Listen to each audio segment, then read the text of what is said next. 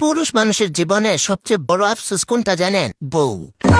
কেউ এনে আফসোস করতেছে, কেউ আনার জন্য আফসোস করতেছে, কেউ প্রেমিকাকে বউ বানাতে পারছে না বলে আফসোস করতেছে, কেউ আবার প্রেমিকাকে বউ বানিয়ে আফসোস করতেছে, কেউ সুন্দরী বউ পায় না বলে আফসোস করতেছে, কেউ সুন্দরী বউ পেয়ে আফসোস করতেছে, কেউ অন্য মানুষের বউকে দেখে আফসোস করতেছে, কেউ আবার নিজের বউকে দেখে আফসোস করতেছে।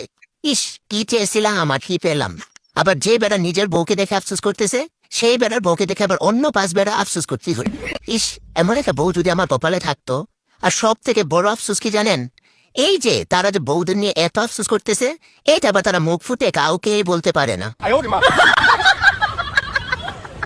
জীবনে এমন পর্যায়ে এসে দাঁড়াইছি যে আমার মুখে কিছু বলা লাগে না, আমার শরীর কথা বলে। বলেন কি? যেমন আমার হাড়গোড় বলে তারা 60 বছরের, আমার মন বলে সে 5 বছরের, আমার মেন্টাল হেলথ বলে তার এক ঠ্যাং কবরে ঢুকা বইসা আছে, আমার শরীর বলে সে 50 বছরের। না মানে বয়স 30 হওয়ার আগে আমি সব বয়সের এক্সপিরিয়েন্স নিয়ে আলাইছি, আলহামদুলিল্লাহ।